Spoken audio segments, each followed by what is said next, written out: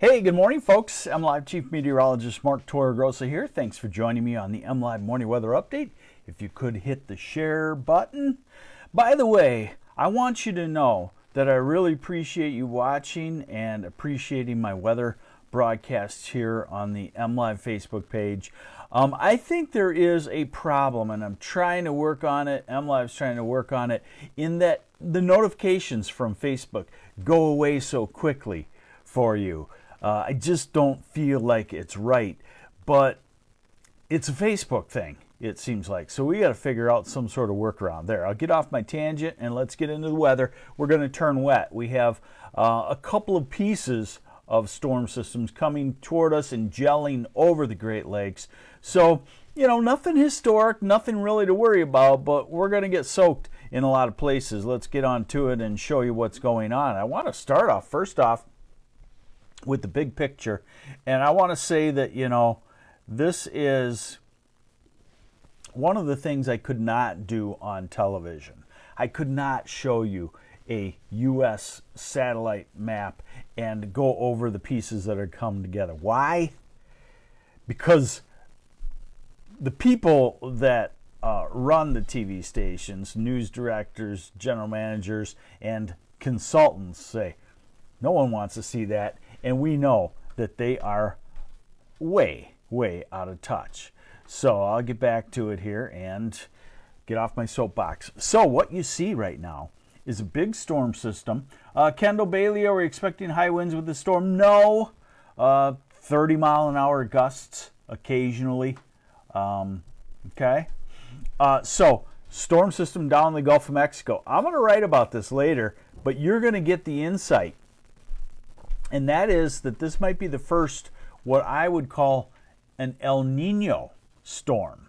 Remember, El Nino makes a very active southern track, storm system track.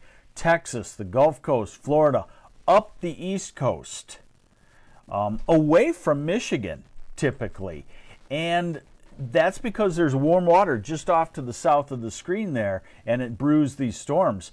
And they tend to show up as we head toward winter. So this may be what I think could be the first quote-unquote El Nino storm. Also notice out in the northwest there's a storm system, and of course the pesky curl that we've had in our area to our northeast in the last several days. So now here's the radar, and it's not very active yet. So today is mostly a dry day. You see a few little spritzels through through the Grand Rapids area and toward Muskegon, but generally you're going to be dry. Here is the best model for the short term, and this is the high resolution rapid refresh model. It runs every hour and it gives us a really good look at what's going to happen, and in this case it should be pretty accurate. So here's that high resolution rapid refresh. Hey, let me say hi to some folks. Ken, Jan, Alan, thanks for watching. Hunter Sullivan, I like that name, Hunter Sullivan. It sounds like you should be a movie star. Amy Zettel, well, maybe you are a movie star, Hunter Sullivan, and I just don't know it because I'm out of touch. And good morning, Lee McKay. Thanks for watching. So here's the radar forecast through the day. This is 1 this afternoon, 2, 3, 4, 5, 6, 7. So the story today is it's mostly a dry day.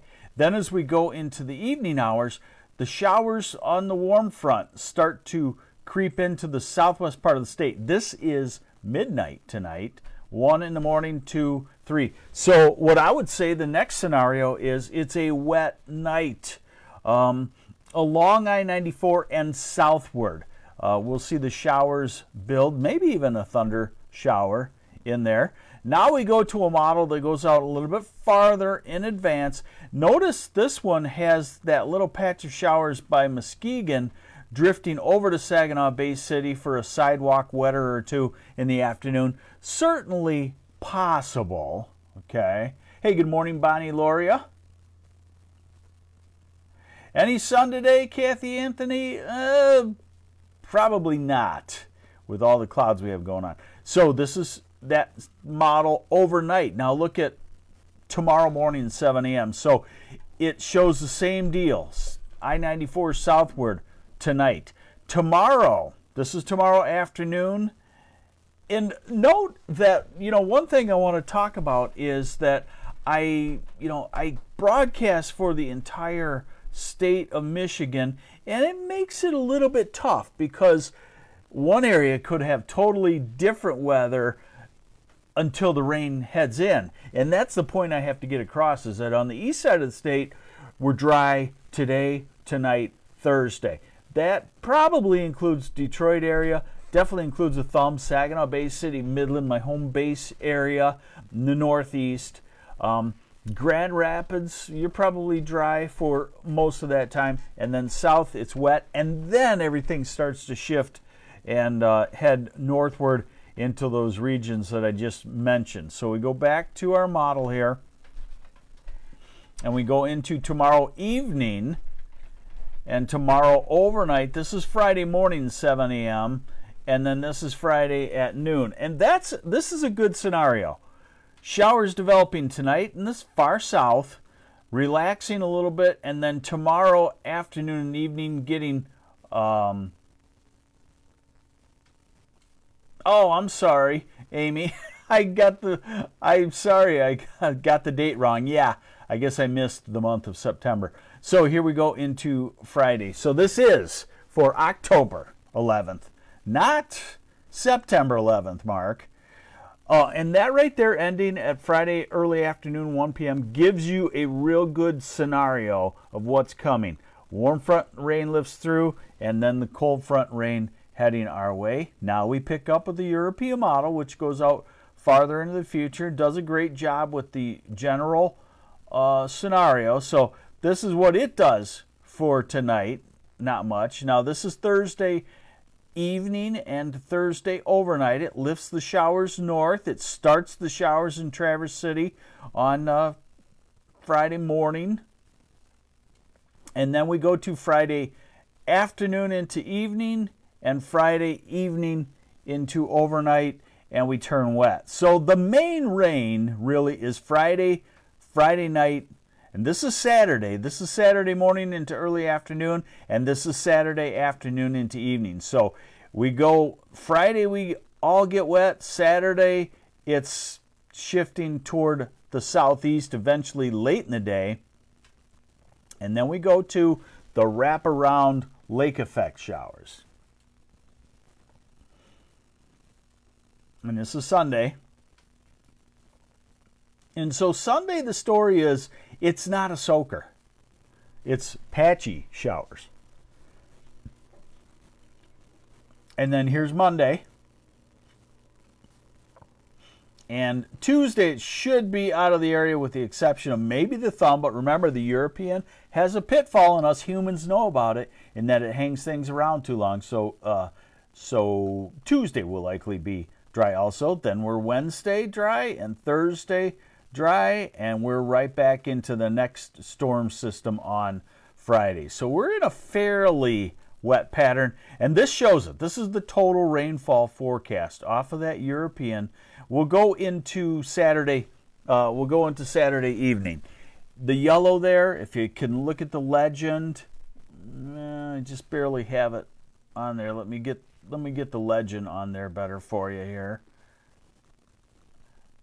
Okay, so if you look at that, that yellow is 1.2 inches. So this is a solid soaker. This is a 1 to 1.5 inch rain over all of the time periods into Sunday, and then it adds on a little bit Sunday and Monday. And then if we take this out past the next rain, it adds on another, half inch or so. In that, in the next 16 days, we could be looking at 2 inches of rain in a lot of lower Michigan and kind of a wet fall pattern.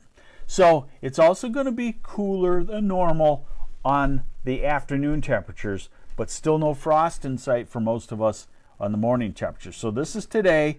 We make it to 60 in the south, otherwise 50s. This is tomorrow. We make it close to 60 in a lot of places. This is Friday. Depending on how the skies clear, those 60s in the south could make it to Flint, could make it to Saginaw, could make it into Grand Rapids. So Friday could be a surprise, not too bad of a day. Saturday, we're locked in the clouds and the showers. Sunday, we're in the wraparound, so we're cool. We're cloudy. We're in the 50s. Monday, we're in the 50s. Tuesday, we're in the 50s. Wednesday, we try to inch back to 60. Next Thursday, maybe in the low 60s. And next Friday, depending on the next storm system, in the 50s. So we're cool in the afternoon, but look at the morning temperatures. Tomorrow morning, maybe frost in the northern sections. You've already had a frost, though, but not for Saginaw, Grand Rapids southward. And then Friday, no frost. And Saturday, no frost. And Sunday in the 40s. Monday in the 40s to maybe upper 30s. Tuesday, low 40s. Wednesday, low 40s. Thursday, 40. And Friday, 50. So the point there is that the clouds will keep us on the cool side in the afternoon, but the clouds will also keep us a little milder at night and still no frost. There you have it. It was a lot. I'm sorry. It's what I do. You know, if MLive ever gets in a room with the TV consultants, I'll probably be done, because they'll say, hey, can you keep this to a minute? And I probably should, but I can't. So here you are. Get ready for some rain. Prior to that, you're going to have some dry weather to get some things done. Once the rain locks into your location, you'll probably have a couple of days of off and on showers. We'll get through it. We can always use the rain, I think, at this time of the year. Thanks for joining me. I'm MLive Chief Meteorologist Mark Torregrossa. Have yourselves a great day. Bye.